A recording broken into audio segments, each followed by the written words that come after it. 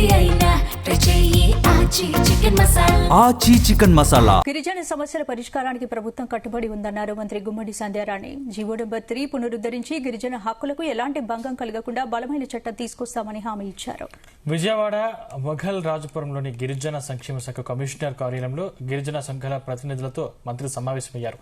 ఈ సమావేశంలో గిరిజనుల సంక్షేమానికి సంబంధించిన పలు కీలక అంశాలపై విస్తృతంగా చర్చించారు.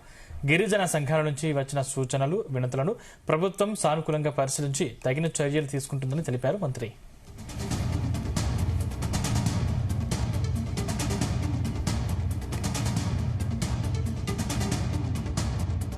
ఏదైతే జీవో నెంబర్ 3 గురించి మా గిరిజన సోదర సోదరీమణులందరూ కూడా కలలుకంటున్నారో, అందుకోవాలి అనుకుంటున్నారో, దానికి మా గౌరవ ముఖ్యమంత్రి నారా చంద్రబాబు నాయుడు గారు ఎప్పుడూ వ్యతిరేకం కాదు.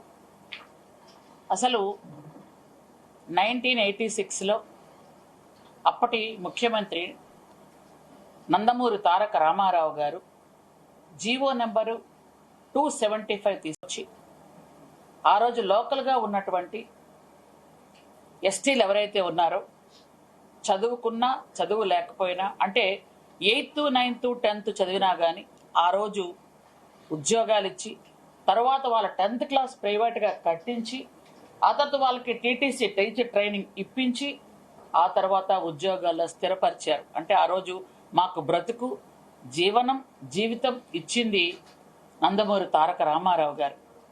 ఆ జీవో అలా కంటిన్యూ అవుతుంటే 2000 సంవత్సరంలో ఆ జీవోనే మళ్ళీ జీవో నెంబర్ 3గా ఇప్పటి ముఖ్యమంత్రి మన చంద్రబాబు నాయుడు గారు ఆ రోజు 2000లో ఈ జీవో నెంబర్ 3ని తీసుకురావటం జరిగింది.